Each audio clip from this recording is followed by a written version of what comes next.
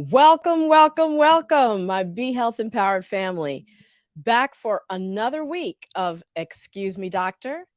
We are here each and every week on Excuse Me, Doctor to bring you the information that you need to make wise health decisions. My name is Dr. Melissa Clark. Please call me Dr. Mel. And if you are new to the show, please remember if you're listening on YouTube, hit subscribe. If you are listening on Facebook, hit like, and lots of love out there to my SiriusXM audience.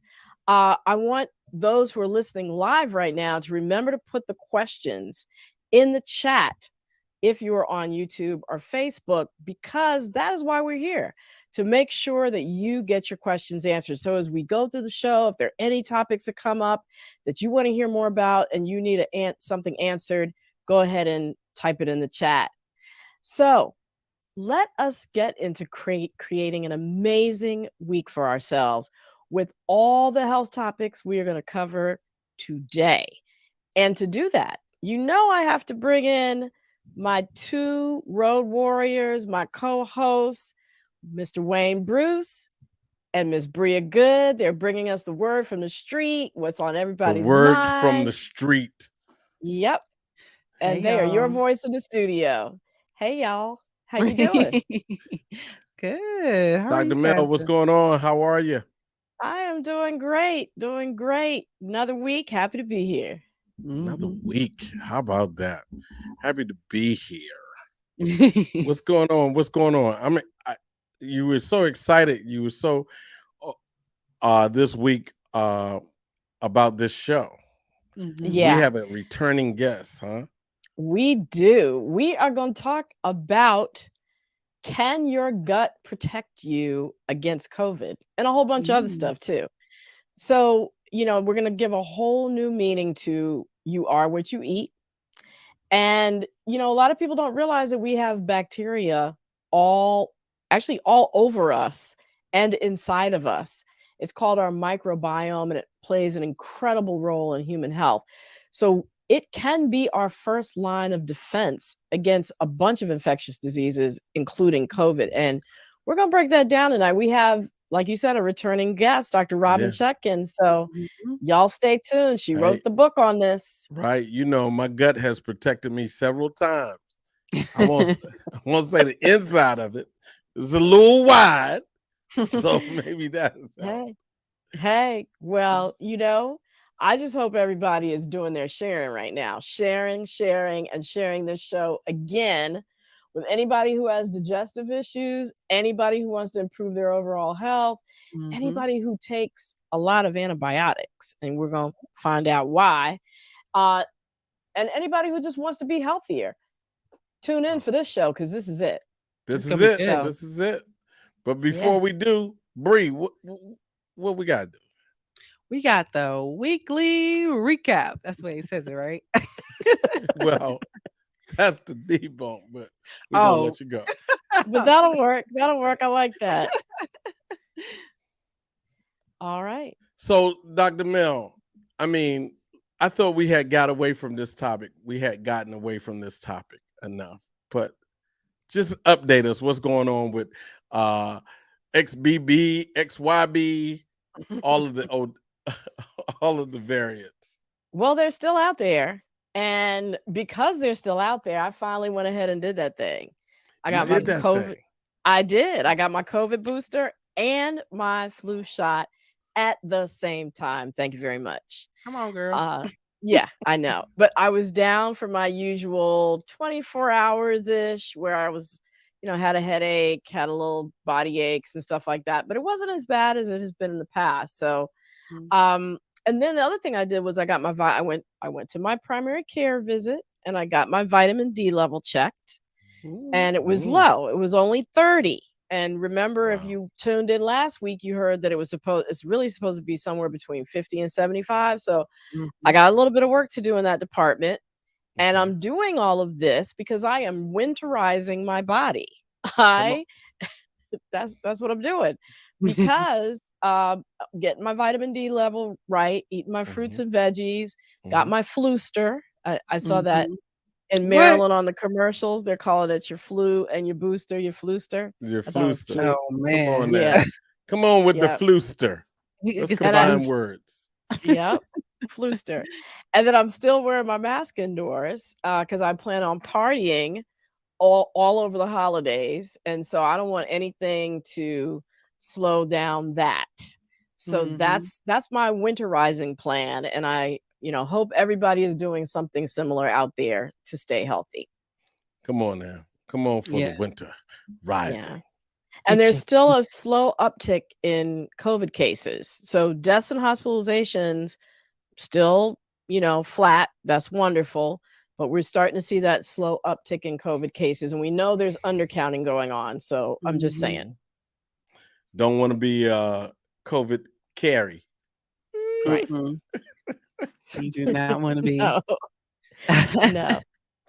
So, Dr. Mel, I remember that time when I was younger. I was going through puberty. I'm sure we can all remember those points and periods of our lives, but I've heard that girls' bodies are starting to change a little bit earlier, and puberty is starting to set in earlier. Could you tell us about that? Yeah, research is showing that girls are starting to have puberty by the age of 8. So we're not saying periods, we're saying, breast buds and underarm hair, those kinds of changes. Um, Now, back in 2012, there was a study that showed that 18% of girls who were white, 31% of girls who were Hispanic, and 43% of girls who were black started puberty by age 8. So that Mhm. was in the mid 2000s, right? Um, but this is the kicker, that was pre-COVID. There has Wow. been a sharp spike in girls diagnosed with early puberty since the pandemic.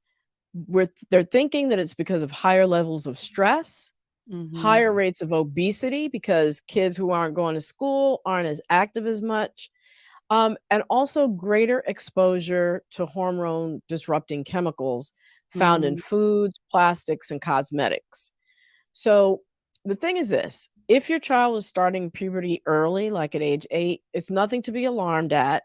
Every child's going to progress through puberty at their own rhythm and their own tempo. But Mhm. if they are starting early, I think as a parent it would be great to try to really pay attention to the levels of stress that your child is under, increase their exercise if they're tending to higher body weights, and increase their healthy eating habits. And we're going to talk later about organic, right? Organic Mhm. food. Mhm. So, um, all those things I think are things to keep in mind if you see your daughter starting puberty at age 8 or even younger. And don't forget to talk to them about it. This is a life-changing experience. So definitely talk to them Yeah. about it. And all those things that you mentioned are disproportionately affecting people of color. So it makes sense why those Yes. percentages are higher. Yeah. So definitely keep on the lookout for that. And kind Excellent of, points. Yep. yeah. And kind of talking about people of color and everything, let's talk about hair. So why do we have to be aware of our hair? Well, it's actually not our hair per se, because as beautiful as it It is Mhm. is. what we have been putting in it, right? So, women who frequently use chemical hair products showed increased risk of hormone related cancers like uterine cancer, ovarian cancer, and breast cancer. Oh, wow. Black women in particular were at increased risk because of our more frequent use of hair dyes and straighteners, often at Mm, the same time. So the women that they looked at were between ages 35 and 74. They had been using those kinds of hair products for about 11 years, about 4 times a year or more. mhm, And the problem wasn't with certain brands, it's the ones, any brand that contained the specific sort of harmful chemicals, parabens, bisphenol A, metals, and formaldehyde. All mhm, those are associated with these increased risks of cancer, especially of the reproductive system, that are being seen disproportionately in Black women.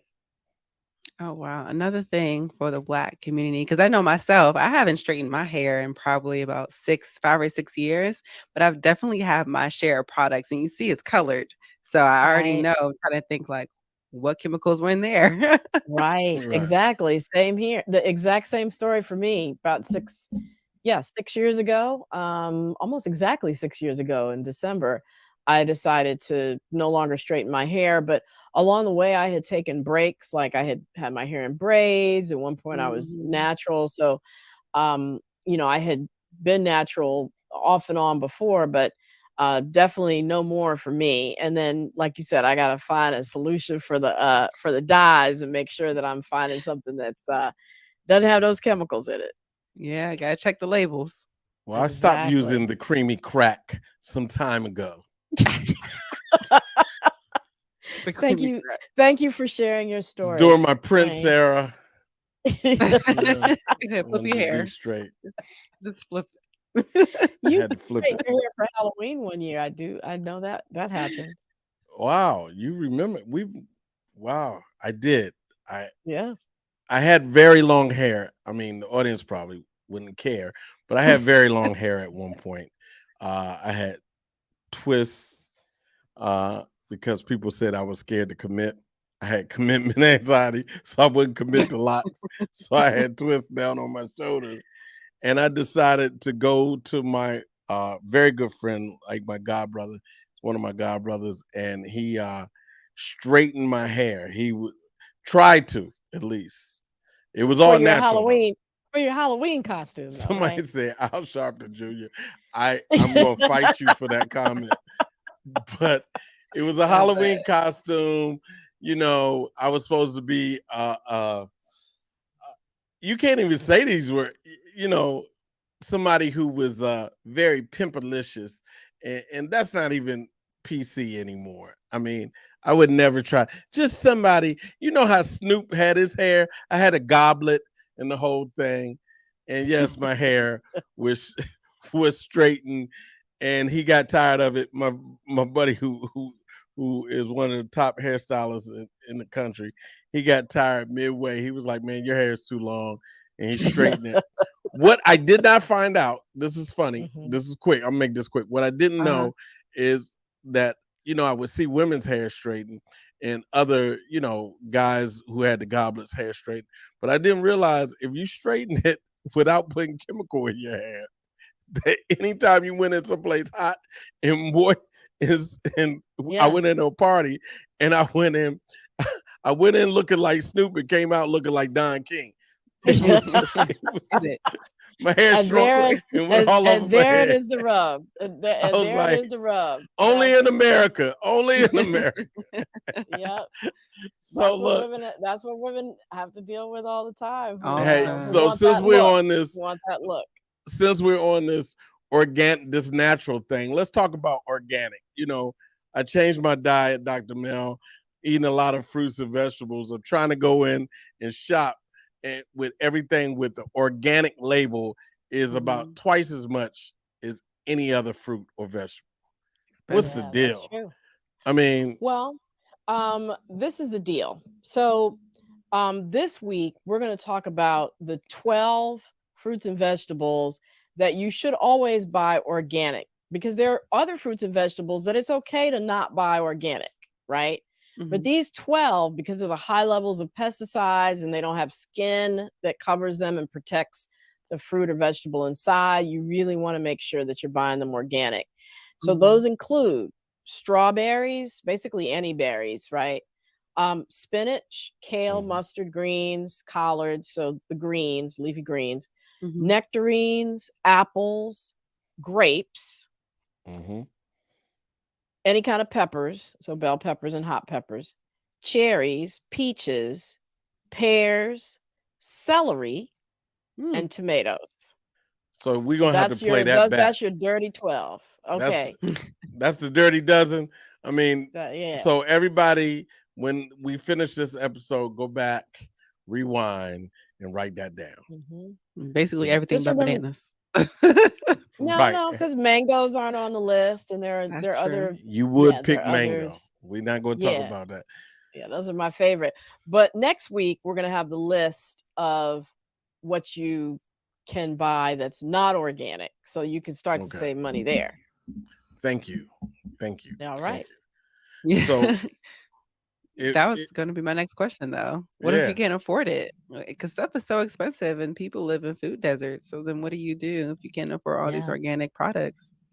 So this is a deal. Even if it is organic, it's always good to rinse it off. But the Mhm. best ways to clean off those cancer-causing chemicals and pesticides that are used in the farming process, there are three ways you could do it. You could choose any one of these three. The first is just soak it in salt water for 20 minutes. So researchers discovered that a 10% salt water solution is really great at getting rid of those common pesticide residues like DDT. And you want to make sure you rinse it off after you soak it, of course. The other soak you could do if you don't want to use salt is baking soda. So 1 teaspoon of baking soda to 2 cups of water. Soak it for 15 minutes, rinse it off, you're good to go. And then the third thing is soak it in vinegar, any kind of vinegar. Doesn't really matter. And soak it in vinegar and water. So not vinegar alone, but vinegar and water for Mhm. 20 minutes. You want to do 1 part vinegar to 4 parts water. And of course, rinse it afterwards. Um, when you soak berries in vinegar, they might get a little mushy. So if you're doing berries, you want to use one of the other two methods, the salt water or the baking soda. So that's it. That's your shortcut. If you can't buy organic but you want to clean them up, salt water, baking soda, or vinegar. And there you have it. Good to know. What time is it? What time is it, Bria? This is my time now. The weekly The debug. weekly There debug. you go. Stopping misinformation in its tracks. All right. So I figured out who this person was this time. Okay. So this is Tyrese Twitter Fingers coming to us today. I got this message and it says, I know Tyrone got vaccinated, but I'm healthy and under 50. I heard this doctor on YouTube say I didn't need it. Mm. I don't know about that. Excuse me, Dr. Mel. Is that true? Well, what is true is that there is a video of a cardiologist on YouTube who is claiming that there's no reason for healthy people under 50 to get vaccinated. Mm. But that statement is not true. Um, First of all, that cardiologist has actually been fired from his job at Baylor University because they don't really want to tolerate that kind of misinformation. So the real deal is this: if a vaccinated person does get COVID-19, the amount of virus present compared to an unvaccinated person is 16 times less that's running around in their body, right? And people under 50 account for only 4% of deaths from COVID-19, but vaccination will prevent this. Mhm. And then, although the majority of deaths in people are over 50, the majority of cases and spread is by people under 50.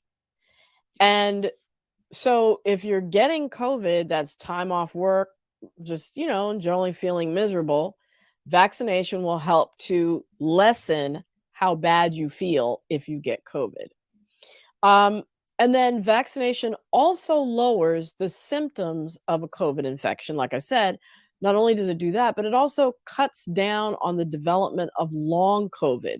So, all those terrible symptoms that can persist, even if you had a mild infection or no symptoms at all, we're seeing 1 in 7 people getting this long COVID thing that can last for months to now for some people who got COVID back in 2020 up to years, right? So all around, vaccination cuts down on long COVID, cuts down on symptoms, cuts down on hospitalization, cuts down on death for people under 50, and it also cuts down on spread. So those are all the reasons that cardiologist is incorrect, and everybody should just go ahead on and get vaccinated and boosted. And if you have any concerns, talk with your doctor. All Mhm. right. I guess that says it. We'll see you in a little Sure bit. does. All right. Thanks for joining. We'll see you shortly. Yeah. And we are about to get into our gut. So, could there be more to our gut than just a place to break our food down and burp, right? Does it have a role in our overall health and our ability to fight off infection, even COVID? So, let's get um, our guest on, who is an amazing physician. She's a gastroenterologist. You might have seen her on CBS or read about her in the New York Times. She's a microbiome expert. She's on the faculty of Georgetown University Medical School, and she's actually authored 4 books. The latest is called The AntiViral Gut, and it just came out this week. There you go, hot off the presses. And so we are going to get into it. Welcome, Dr. Robynne Chutkan. Thank you so much for joining us. Thank you so much for having me, Dr. Mel. Absolutely. And I should mention you are a repeat guest.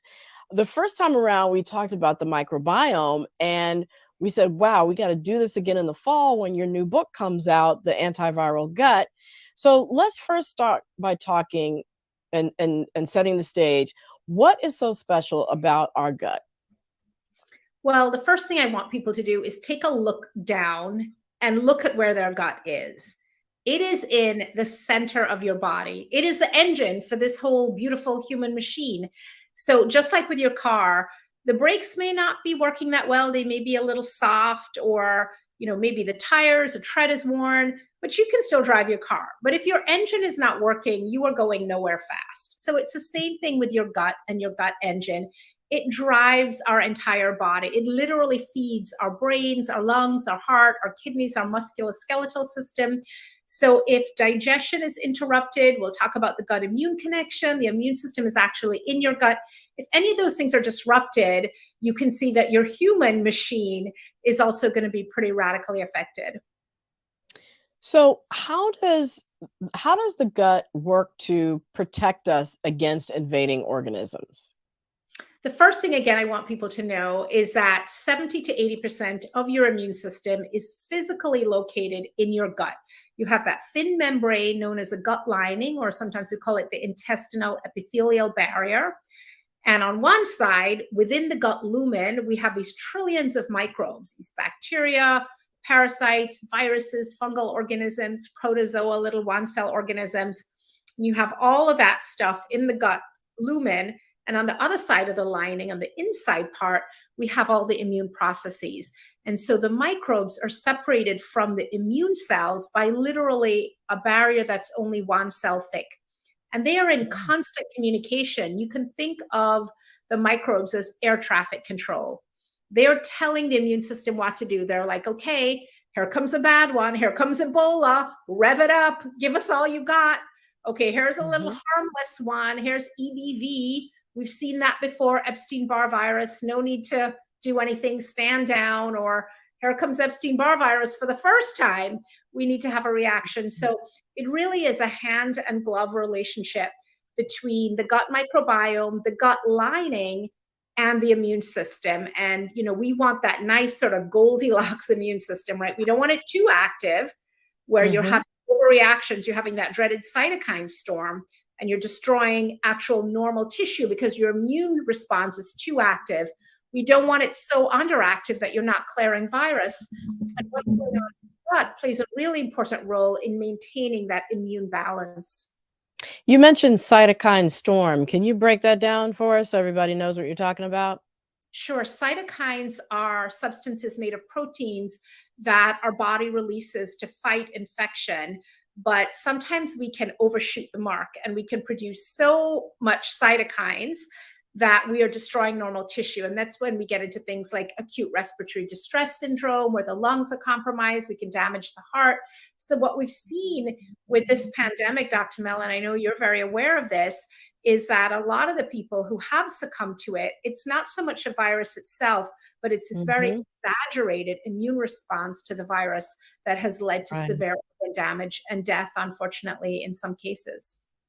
And so you're saying that there is a connection between the health of our gut and the health of our immune reaction, not making sure that it's not too much, and not making sure it's in cytokine storm, and making sure that it's not too little, because if it's too little, you're not going to be able to get rid of those things that are overwhelming you or trying to overwhelm you. So what makes a healthy gut? How do you get these healthy bacteria and other microbes in your body so that they can do this wonderful job? Well, you have to pay attention to some of these important host defenses that are located in the gut. And one of the main ones is stomach acid. Stomach acid is digestion 101. Without stomach acid, we cannot break the food down properly. The digestive enzymes don't work. The bacterial balance is disrupted. But yet, millions of people take potent acid blocking drugs called proton pump inhibitors every day. While there are some serious conditions where you may need to take that drug every day, the vast majority of people who are taking it for minor symptoms of heartburn that can be managed with diet and lifestyle changes. You can cut down on fat. So they'll earlier. just so people know, the proton pump inhibitors are things like Nexium, Protonix, are two that come to mind. Yeah. Yeah, exactly. So I'm not talking about antacids or H2 blockers, but the proton pump inhibitors. So the problem with these drugs is also part of the reason why they're so popular. They work really well. They completely shut down that acid pump in the stomach. And a study from 2020, a population-based study looking at over 53,000 people, found that taking these drugs once a day on a regular basis doubled your likelihood of testing positive for COVID. And if you were taking these drugs today, as many people do, it was a 3 to 4-fold increased risk of COVID. And that's because for so many of us, we're exposed to the virus by ingesting it. It gets into our mouth, we swallow it. And normally that stomach acid would unravel viral protein. It denatures a viral protein and makes the protein inactive. But when you don't have stomach acid, because you're on one of these drugs, you may feel great because you can have a porterhouse steak at 10 o'clock at night and overeat and have too much coffee and too much wine and you feel fine. But the problem is you have now removed one of the most important host defenses, one of the most important ways your body can protect you from things like SARS-CoV-2. So stomach acid, really important for people to understand how important it is and to really do that sort of cost-benefit analysis. And we need to do that with all these drugs and make sure it's worth it. Yeah, so that's great to know these proton pump inhibitors or PPIs can have that effect. What about just your regular person who's not on that, who wants to make sure that they have a healthy microbiome? What should they be doing? The diet is key. I mean, people always want to know what probiotic, and probiotics are kind of like vitamins. We have studies that show that people who take vitamins tend to have healthier habits, but it's not the vitamin that's making them healthier. It's the food they're eating, it's their lifestyle, it's they're getting outside, they're getting exercise, they're eating healthier food in general. And so the same thing for probiotics. We don't have any evidence that a probiotic can help the average person who is just trying to improve their gut health. But we have a tremendous amount of evidence that dietary changes can dramatically improve the health of your microbiome, your gut health, and your overall health. And the main change there, Dr. Mel, is increasing the variety of plant foods we're eating. A 2018 study from the American Gut Project, a nonprofit that studies the microbiome, they looked at over 10,000 people globally. And they found that no matter what label you applied, whether you were a vegan, a lacto-ovarian, vegetarian, a pescatarian, carnivore, omnivore, it didn't matter what you called yourself. But the most important predictor of a healthy gut microbiome was people who ate 30 or more different plant foods per week. And people who ate fewer than 10 had a much less healthy microbiome. And so we're not just talking about vegetables, we're talking about fruits, vegetables, nuts, seeds, herbs, spices, whole grains, the whole gamut of whole plant foods. Wow. So eating the rainbow really makes a difference. And eating the rainbow in a variety, you're saying 30 different plant foods a week. And so produce, fruits, vegetables, as long as there's variety, that's the key. The variety, just like diversity in the real world, is important. And we know that companies are more successful, schools are better, workplace environment, everything is improved by diversity. It's the same thing inside our GI tract. Diversity is key. Okay. So what other evidence is there that our microbiome can protect us against COVID? Is it mainly that study with the stomach acid, or is it others? Are there No, we others? have really compelling data. And one of the most important studies from this pandemic came out of University of Massachusetts. This was a 2021 study where they analyzed the microbiome in hospitalized patients with COVID, and they found that the two species in particular, and the ratio of these two species in the gut was highly predictive of outcome. We could predict who would be hospitalized, who would be in the ICU, who would be on a ventilator, and who would die with 92% accuracy, Dr. Mel, based Wow. on this analysis. And what they found is that I hate to sort of make it too simple in terms of good and bad, because gut bacteria can sometimes be good and sometimes be bad, depending. But in general, a bacteria called Faecalibacterium prausnitzii, F. prausnitzii for short. It's one of the most prevalent bacteria in people who eat a lot of plants. It's protective against colon cancer, cardiometabolic disease, diabetes, etc. And it turns out it's protective against COVID. So high levels of F. prausnitzii, which again, we see in people who are eating that diversity of plants, that was highly protective against COVID. And low levels was associated with a worse outcome. And it's not surprising when you really think about it, because your microbiome is actually a more unique identifier of you than your own DNA. It reflects Wow. everything about you, how and where you were born, what you've eaten, medications you've taken, environmental exposures, even the stress in your life, the amount of sleep you've gotten. It's all reflected in your microbiome. So to me, as somebody who studies this, it's not surprising that it was this accurate. It was more accurate than looking at every other parameter combined: comorbidities, age, Wow. gender, even lab markers like C-reactive protein and the sedimentation rate. This ended up being more accurate. So we have That is really fascinating. yeah. And we have compelling data about MISC, the multisystem inflammatory syndrome, that we can see in children and also in adults. We have really great data from Dr. Herman Kim's lab in South Korea showing that increase in the intestinal permeability, basically disruption of that gut lining, that thin barrier I talked about, can be associated with MIS in both children and adults, that the virus is actually going through the gut lining and getting into the bloodstream and acting systemically. And so that really makes us all need to think about, what are the things we're doing to hurt that gut lining? And one of the common things is taking non-steroidal anti-inflammatory drugs, NSAIDs, So for ibuprofen. everybody, yeah, ibuprofen, Advil, naproxen, naproxen, all those.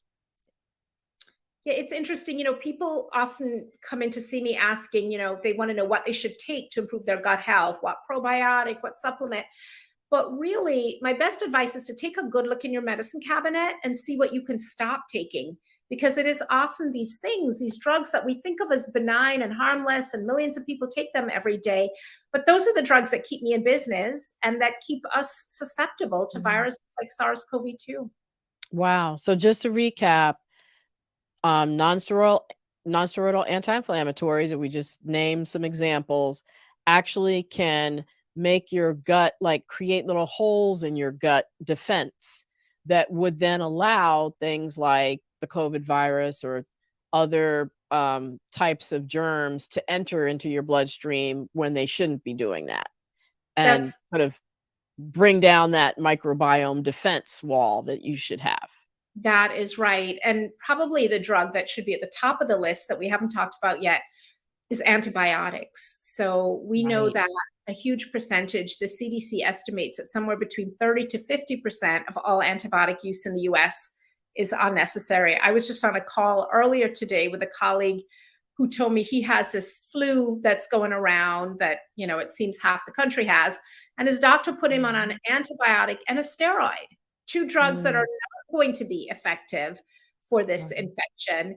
And so what we know about these typical broad spectrum antibiotics of the kind that you would be put on for a sinus infection, a pneumonia, urinary tract infection, these drugs can remove up to a third of your gut bacteria. And it is not a simple matter of going and buying a probiotic. I mean, the analogy I like to use is it's like draining your bathtub completely empty, taking out all the water, and then the probiotic is like pouring in a cup of water and saying, okay, I'm done. Like that. The number one thing is we need to have more judicious use of antibiotics. There is no probiotic out there now or that will ever be developed that can mitigate the effect of antibiotics. I mean, that is the job of an antibiotic, is to kill bacteria. And unfortunately, there's a certain amount of just non-discrimination, right? It's, you know, pathogen, but the healthy like a scorched earth policy kind of thing. Bacteria, Dr. Mel, are often even more fragile and more susceptible. So you're going to kill more of those. There's some things you can do. You can request a narrow spectrum antibiotic if they know what they're treating. But even so, you are going to end up taking a hit. Yeah. And just to be clear, when you have a viral infection like a flu or like COVID, antibiotics don't help. But there are some bacterial infections that you name, like a urinary tract infection or a sinus infection, where it is important to have antibiotics. I think, I practiced emergency medicine in the emergency department or in urgent cares. People come in and they may have a flu and they're demanding antibiotics. And, sometimes it's hard to explain, hey, just because you have a fever doesn't mean that you need an antibiotic. And then on the other side, our medical colleagues sometimes like to cover themselves by prescribing antibiotics when they're not needed. But understand that, there is this happy medium to use only the right antibiotic for the right infection at the right time. So, and I want to add to that, Dr. Mel, too, and point out that using antibiotics when they're not indicated can not only make us more susceptible to viral infection by killing off a lot of the healthy bacteria that would normally protect us, but they can also increase the severity. So I give you an example. Rotavirus is a viral infection that, kills about 500,000 children worldwide. And we have compelling data that children who have been on an antibiotic in the weeks preceding when they get rotavirus, let's say they were on antibiotic for a skin infection or strep or something. Ear infection. When they get the rotavirus, they are sicker. They're more than 5 times more likely to become infected when they're exposed to rotavirus, and they're sicker. So it just shows you how it has reduced their immunity and increased their susceptibility. So what I remind people is it's not just that the antibiotic isn't indicated because it's not going to help. The antibiotic is actually weakening your host defenses. There was a study earlier this year, part of the Nurses Cooperative Health Study, and they looked at middle-aged women, they defined as in their 50s, taking antibiotics. And they looked over a 47-year period. And they did cognitive testing on the woman at the beginning and at the end of this period. And they found that women who cumulatively, over this 4 to 7 year period, cumulatively had been on antibiotics for more than 2 months, had a drop in global cognition equivalent to aging their brain 3 to 4 years.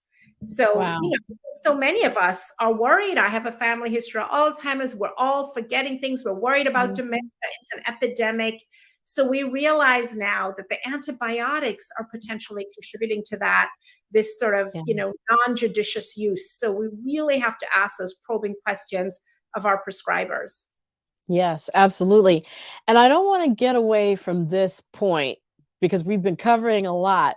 I just want to go back to COVID for a moment. I just want to be clear. You're not saying, if you're eating fruits and vegetables and have this glorious microbiome that you don't need to get vaccinated, right?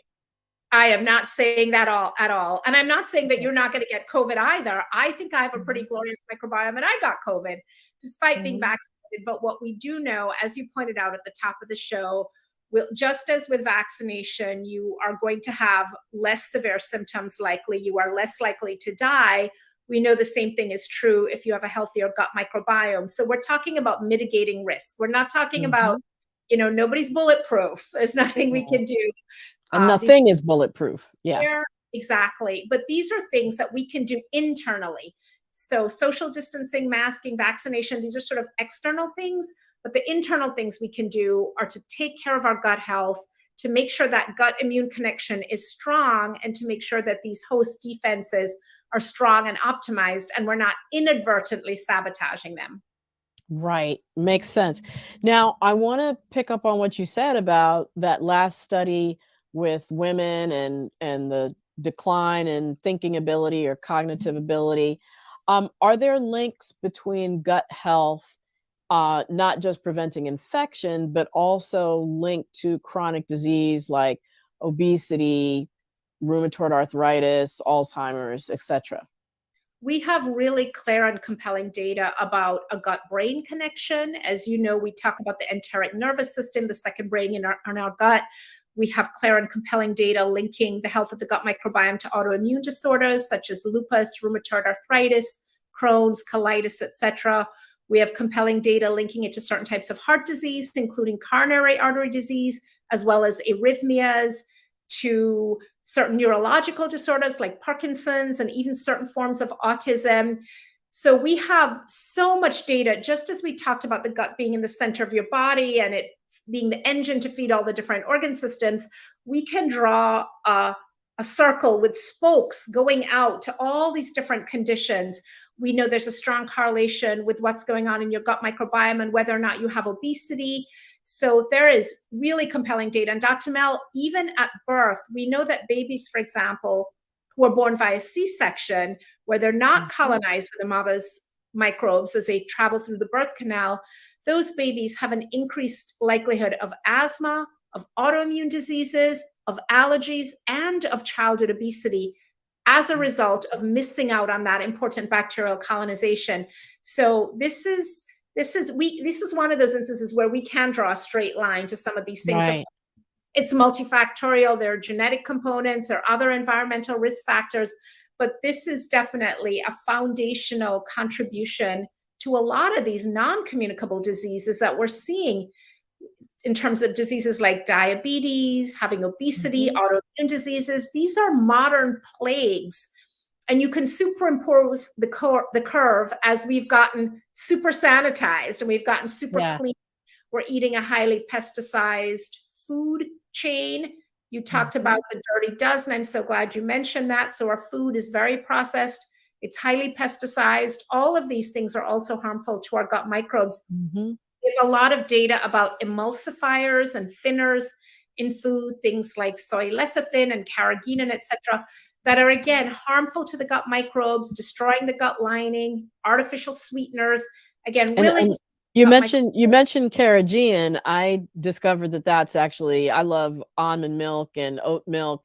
A lot of the brands have that. It makes it, like you said, makes it thin and makes it flow. So you got to read your labels. And I want to take that opportunity because time is getting away from us. Unfortunately, I have so many more questions for you, but I want to make sure that we get to the audience questions. And so I want to bring in Bria and Wayne. Hopefully there they go. Welcome back, y'all. What are you seeing in the chat? Because this is a great conversation. The chat is hopping. The chat is on fire. So Bria, what you got? Yeah, I'll go first. So this question comes from Maria Sendos. Many vegetables cause debilitating intestinal gas. How does one weigh the benefits versus the risks? So Maria, I want to tell you, there's good gas and there's bad gas. Bad gas is if you're lactose intolerant and you're still, eating the dairy, the yogurt, the ice cream, and you're having that gas, your body's saying, knock, knock, not having it. But for many of us, when we start eating vegetables, it's like starting to train for a marathon. You don't get up off the couch and run 26.2 miles. Maybe you walk a mile around the neighborhood, then you do 2 miles. Maybe you do a slow jog, you get up to 3 miles. It can take years to train for a marathon. So it's the same thing. These plant foods, and particularly some of the vegetables, the green leafy vegetables, the brassicas, the kale, the cauliflower, the Brussels sprouts, they have indigestible plant fiber in them. And the reason it's indigestible by us is because it's not there to feed us. It's there to feed our gut bacteria. They break down that fiber, ferment it, create these things called short chain fatty acids that are very important for the health of the gut lining and for the immune system. So that is in part why they create so much gas, because when the bacteria ferment them, we get hydrogen and methane, etc. There are things you can do. You can take Beano, which contains an enzyme called alpha-1 galactosidase. It helps to break down the raffinose bonds in those poorly digestible carbohydrates. But what you don't want to do, Maria, is you don't want to stop eating them because they're incredibly good for you. So you can try blending them. I'm a big fan of the green smoothie. You can saute them, you can steam them, you can try some Beano, and you can go slowly, a little bit at a time, until your body can build up and really get used to eating that amount of indigestible plant fiber. Great question. What else do we have? We have two questions from Michelle Walker Scales. First question is, please explain the difference between probiotics and prebiotics. And also she has a great question, says, so what's a good grocery list of foods to consume on a weekly basis? Okay, so Michelle, great questions. I'm going to do you one better. I'm going to explain prebiotic, probiotic, and postbiotic, one you might not have heard of. Biotic, biota refers to bacteria. Living bacteria, when we use the term, is what we're really referring to. A prebiotic is food to feed your living bacteria. And I want to emphasize that's food. That's typically not a supplement. It can be, but food is always the best source. So those would be foods that are high in fiber, a kind of fiber called inulin. We call these foods microbiota accessible carbohydrates, MAC, M-A-C, not like the makeup, but like the food for the good microbes. That these microbiota accessible carbohydrates, think greens and grains, and think legumes. So this would be chickpeas, split peas, lentils, oats, brown rice, as well as all the vegetables. These are all the foods that are going to feed those microbes. Those are prebiotics. And don't forget the onion and the garlic. Onion, garlic, leeks. I put it in everything. My fave. Great for you and your microbes. Probiotics refer to the live bacteria. Now, you may think of a probiotic as something that you go to the store and buy off a shelf, but that product is unlikely to be doing much for your gut. It's kind of like a vitamin, right? It's always better to actually eat the nutritious food. So probiotics refer to the live bacteria, both the ones you might buy off the shelf as well as the ones living in your gut. Pay attention to the ones living in your gut. Now, postbiotics are what happens when the probiotic, the bacteria, ferments the prebiotic, the fibrous food, and you get substances like these short-chain fatty acids, butyric acid, etc., that, as I mentioned a minute ago, are really healthy and important for that gut lining and for the immune system. So there you have it. Prebiotic, food for the bacteria; probiotic, bacteria itself; postbiotic, substance that the bacteria is making. In terms of a healthy shopping list, I have great references in the book, The AntiViral Gut. I made the food really easy. I divided it into red light, try and avoid, yellow light, not more than one serving a day, and green light, anything you like. And the green light list is all fruits, all vegetables, nuts, seeds, healthy oils like olive oil and coconut oil, herbs, spices, root vegetables. Yes, you can eat white potato. It came out the ground. Just don't fry it all the time because it's too much oil. So root vegetables, sweet potatoes, squash, yams, butternut squash, all of this great stuff. And, there's no really bad form of exercise. There's no bad really fruits and vegetables. No bad fruits and vegetables. No bad fruits and vegetables. Just remember to wash them. Right? Yes. Great question. Yeah. As Black folks love to fry stuff.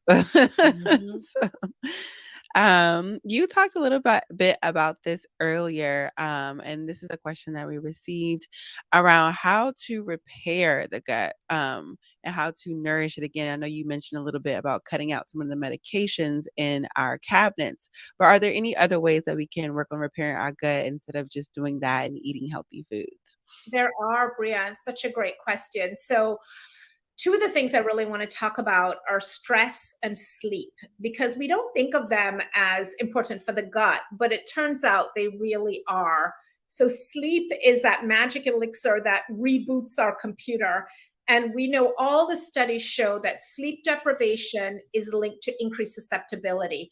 We've known this for a long time. There were studies from Carnegie Mellon where they exposed volunteers to a type of coronavirus, not SARS-CoV-2, well before, that caused a common cold. And they found that volunteers who were sleep deprived, were more likely to actually come down with a cold, and they had longer symptoms. Because remember, exposure does not equal infection. Tons of times people are exposed to stuff and they never get sick because their soil, their microbiome, their immune system is healthier. We know from a study from the British Medical Journal last year that sleep deprivation, less than 6 hours of sleep a night, chronically, is associated with a whopping 88% increased likelihood of coming down with COVID. And for every additional hour of sleep you get, your risk drops 12%. We know that vaccines are less efficacious when you're sleep deprived. Sleep deprivation in the 2 days preceding your vaccination will make your flu vaccine less effective, your hepatitis vaccine less effective, and your COVID vaccine less effective. So sleep is essential. We know that we cannot get those T cells, those natural killer T cells and all the other immune cells to work properly. We can't mobilize them quite as effectively when we're sleep deprived. Just like you're groggy and half-mast when you're sleep deprived, well, so do your immune cells. So sleep is really essential. And that's something, you know, I love that one because that's something, it doesn't cost anything. Well, I mean, if you're working 3 jobs and, you know, that there are definitely people in that situation, or you're working a night shift. But for most of us, we're just doing this. We're on our phone too late. So put down, get some sleep. Your gut microbes will thank you. The other thing I want people to know is that serotonin, which we think of as the feel-good hormone that can lead to enhanced mood, feelings of well-being, 80% of the serotonin in your body is made in your gut. And serotonin is a precursor hormone for, guess what? Melatonin, the sleep hormone. So now you start to see that if your gut microbes are messed up and they're not making enough serotonin, you're also not going to make enough melatonin and your sleep is going to be disrupted. So it's all connected. So sleep, again, that magic elixir, even if you've been a terrible sleeper your whole life, within just 4 days of getting more restorative sleep, all of this stuff can start to correct. Stress is another huge one. In every single major study looking at risk factors for poor outcome from COVID, stress has come out as a major risk factor, chronic stress.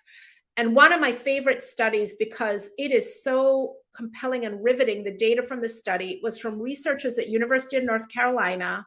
They did a study looking at men who were positive for HIV, and they found that men who reported chronic stress without some sort of mindfulness strategy to combat it their disease progressed 4 times faster.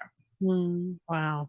So here's I mean, we might not be able to change your stress, but we can change our response. Simple things like breathing, visual imagery, guided meditation. Yes, So absolutely. I'm going to take the last question and I'm going to combine it. It's 2 questions. It's one from David Eartham, who says, I'm on protonics for GERD. Does that put me at a higher risk for COVID-19? Combine that with, instead of PPI, is there anything I can do naturally to manage acid reflux? So unfortunately, yes, it does put you at a higher risk. And so you want to go to your gastroenterologist or whoever put you on this, and you want to tell them you would like to be off it. And you want them to give you a list of recommendations, or you can buy my book and get the list there for diet and lifestyle recommendations that will improve that GERD, make it go away. And then I also have recommendations for how to taper the PPI, but I want you to check with your doctor because I'm not your doctor, even though I would love to be. So to check with your doctor, but absolutely you should try and get off that. In terms of an alternative, you could take an antacid as needed. You can take an H2 blocker like Pepcid. The good thing about those drugs is you can take them as needed. So you might be good most of the time, but you might not be good every single day. And you may, one day find yourself eating a bigger meal than usual, eating later at night, a little more alcohol, heavier food, and you have some symptoms that you want to get rid of, right? And in that case, taking a shorter acting drug like an antacid or an H2 blocker can help alleviate the symptoms without putting you at risk the way the proton pump inhibitor would. So thank you for your question. Wow. Well, I can't believe that we have to wrap up this soon because there's just so much to talk about, and you have just been an incredible wealth of knowledge. I do want to add, we're not recommending that you stop any medication that you have been prescribed by a doctor without first consulting with your doctor, just to be clear. Mhm. And Absolutely. yeah, and I think, but all the information that Dr. Chutkan has laid out clearly shows that there's certain medications that if you can work with your doctor to get off of them Mhm. and find other alternatives, either other alternative medicines or other alternative ways of managing your condition, that would probably be a wonderful thing for your gut, and it would thank you immensely. So, Mhm.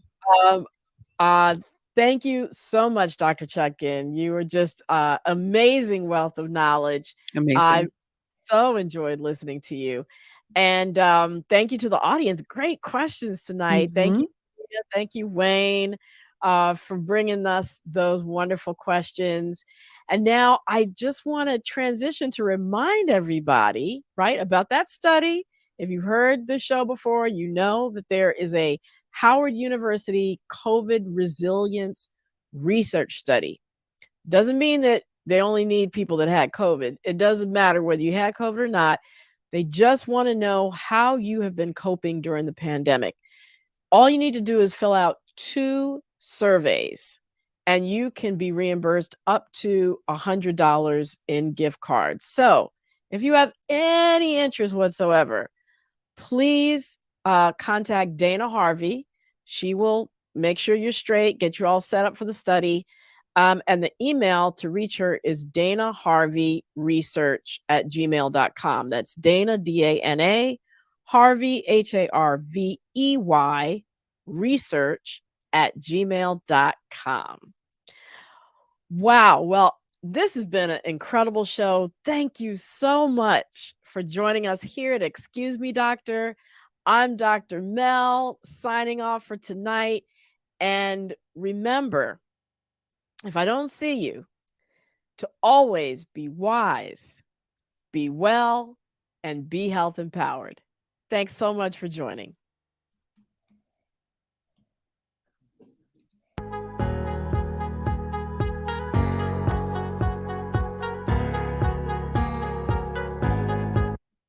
So I guess I should thank the Robinsons. They invited me. They still don't know.